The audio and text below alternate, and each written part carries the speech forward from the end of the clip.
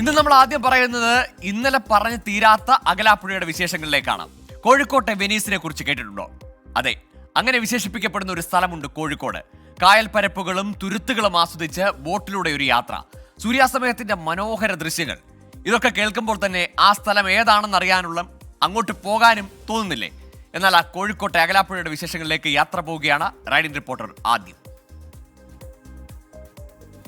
വിശാലമായ കായൽപ്പരപ്പ്, തെങ്ങിൻ തോപ്പുകൾ നിറഞ്ഞ തുരുത്തുകൾ, ഇടത്തോടുകൾ, കണ്ടൽക്കാടുകൾ, ഇവയൊക്കെ ആസ്വദിച്ച് ബോട്ടിലൂടെ ഒരു യാത്ര.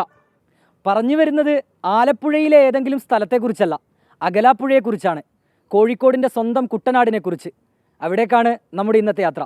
അപ്പോൾ പോവാം.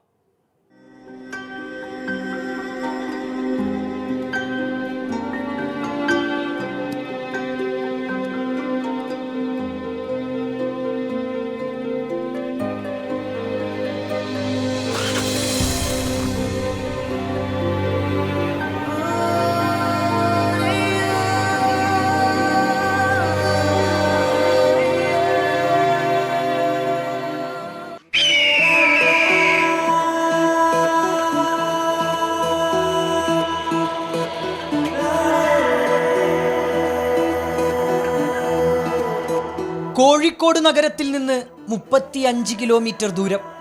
ആദ്യം തിക്കോടിയിലെത്തണം. പിന്നെ പുറക്കാട് മുജുകുന്നു റോഡിലൂടെ 4 കിലോമീറ്റർ യാത്ര. ചെന്നെത്തുക അകലാപ്പുഴയുടെ മടിത്തട്ടിലേക്ക്.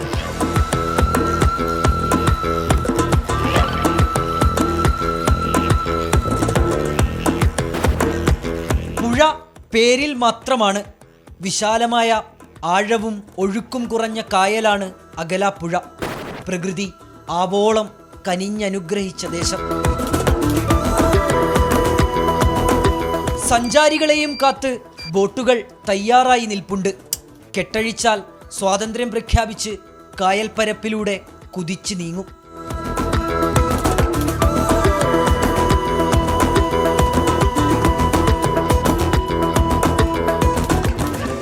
അകലാപ്പുഴയുടെ മുഴുവൻ സൗന്ദര്യവും ആസ്വദിച്ച് കായൽപ്പരപ്പിലൂടെ ഇങ്ങനെയൊരു യാത്ര.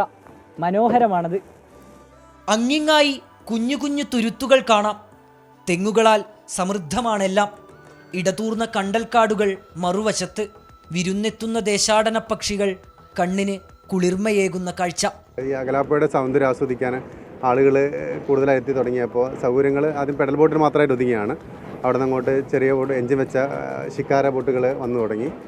അതോടെയാണ് ഈ വലിയൊരു മാറ്റം വന്നു തുടങ്ങിയത്. കൂടുതൽ സഞ്ചാരികൾ ആദ്യം ജില്ലയിലേക്ക് അകത്തുള്ള ആൾക്കാരായിരുന്നു കൂടുതൽ വന്നതെങ്കിൽ ഇപ്പം നമ്മുടെ ജില്ലയ്ക്ക് പുറത്തുള്ള വയനാട്, അതുപോലെ തന്നെ മലപ്പുറം ഭാഗത്തുള്ള ആൾക്കാരാണ് ഇവിടെ കൂടുതലായിട്ട് വരുന്നത്. ആലപ്പുഴയുടെ അതേ ഭൂപ്രകൃതിയാണെങ്കിലും അതുപോലെ തന്നെയുള്ള കെട്ടുവള്ളങ്ങൾ ഇവിടെ എത്തിയിട്ടുണ്ട്. അതുപോലെ തന്നെ എല്ലാവിധ ബോട്ട് സംവിധാനങ്ങളും ഇവിടെ വന്നിട്ടുണ്ട്. ആലപ്പുഴയുടെ മെയിനായിട്ടുള്ള ഹൗസ് ബോട്ട് സംവിധാനങ്ങൾ ഇവിടെ തുടങ്ങിയിട്ടുണ്ട്. അപ്പോൾ ഇവിടുത്തെ എന്ന് പറഞ്ഞാൽ ആളുകൾ ഇവിടെ എത്തിപ്പെടാനുള്ള കാരണം എന്ന് വെച്ചാൽ ചെറിയ ചിലവിൽ നല്ലൊരു ബോട്ട് യാത്ര. അതായത് ഇപ്പോൾ ആലപ്പുഴ പോവുകയാണെങ്കിൽ നമുക്ക് അത്രയും ദൂരം സഞ്ചരിച്ച് കൊണ്ടുപോകണം. അപ്പം ഇവിടെയാണെങ്കിൽ വളരെ ചെറിയ രീതിയിൽ എന്താ പറയുക 10 ആൾ മുതൽ 50 ആൾ വരെ പോകാൻ പറ്റുന്ന രീതിയിലുള്ള ചെറിയ ബോട്ടുകളുണ്ട്. ചെറിയ പൈസയാവുന്നുള്ളൂ. സഞ്ചാരികളുടെ പറുദീസയാണിവിടം.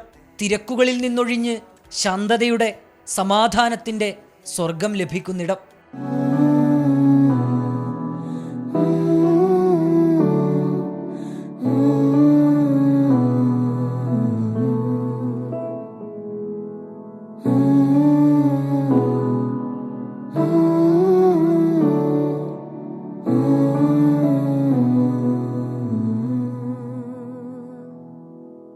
എങ്ങനെയുണ്ട് ഇവിടെ വന്നിട്ട്? എൻജോയ് ചെയ്തോ? ബോട്ടിലൊക്കെ കയറിയോ? നന്നായിട്ട് എൻജോയ് ചെയ്ത് ബോട്ടിലൊക്കെ കയറി. ബോട്ട് കയറിയിട്ടാണ് ഇവിടെ എത്തിയത്. ഈ പുറക്കാടുള്ള വളരെ പ്രധാനപ്പെട്ടൊരു സ്ഥലമാണിത്. ഫാമിലിക്കൊക്കെ വരാൻ പറ്റിയതും ഒരുപാട് ഫോട്ടോ സെഷനൊക്കെ എടുക്കാൻ പറ്റിയ നല്ല നല്ല പ്ലേസസ് ഇവിടെയുണ്ട്. ഇവിടുത്തെ അറ്റ്മോസ്ഫിയർ നല്ല കൂളിംഗ് അറ്റ്മോസ്ഫിയറാണ്. നന്നായിട്ട് എൻജോയ് ചെയ്തു. എങ്ങനെയുണ്ടായിരുന്നു? അടിപൊളിയാണ്. അടിപൊളി. കാരണം നമ്മളിപ്പോൾ ഏത് ഒരു സ്ഥലത്തേക്ക് വരുമ്പോൾ നമ്മൾ ഫോട്ടോസ് എടുക്കാനാണ് ഇപ്പോൾ സ്റ്റാറ്റസ് ഇടൽ. അപ്പോൾ അതിന് പറ്റിയ നല്ല ഒരുപാട് ഫോട്ടോസ് എടുക്കാൻ പറ്റിയ നല്ല സ്പേസ് ഉണ്ട്. വളരെ എൻജോയ് ചെയ്തു. നല്ലൊരു സ്ഥലം. ചരിത്രതാളുകളിൽ അകലാപ്പുഴയുടെ അടയാളമുണ്ട്. അകലമില്ലാത്ത പുഴ ലോപിച്ച് അകലാപ്പുഴയായെന്ന് മലബാർ മാനുവലിൻ്റെ സാക്ഷ്യപ്പെടുത്തൽ. ബ്രിട്ടീഷ് ഭരണകാലത്ത് ജലഗതാഗതവും നടന്നിരുന്നത്രേ. കക്കവാരിയും മീൻപിടിച്ചും ജീവിതം നയിക്കുന്നവർ അകലാപ്പുഴയ്ക്ക് ചുറ്റുമുണ്ട്. ടൂറിസവും അതിവേഗം വളരുന്നു. സർക്കാർ ഇടപെട്ട് അടിസ്ഥാന സൗകര്യങ്ങൾ ഉൾപ്പെടെ കൂടുതൽ മെച്ചപ്പെടുത്തണമെന്നാണ് പ്രദേശവാസികളുടെ ആവശ്യം.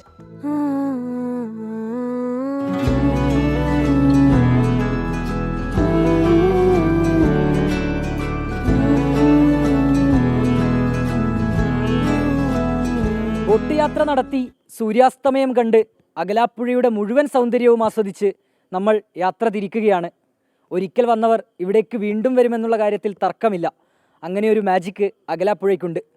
ടൂറിസം വകുപ്പിൻ്റെ കൂടുതൽ ശ്രദ്ധ ഇവിടേക്ക് പതിയുമെന്ന പ്രത്യാശയോടെ നമ്മൾ മടങ്ങുന്നു. പ്രവീൺ ധർമ്മശാലയ്ക്കും ഹരികൃഷ്ണനുമൊപ്പം അഭിജിത്ത് മുഴക്കുന്ന്, 24 കോഴിക്കോട്.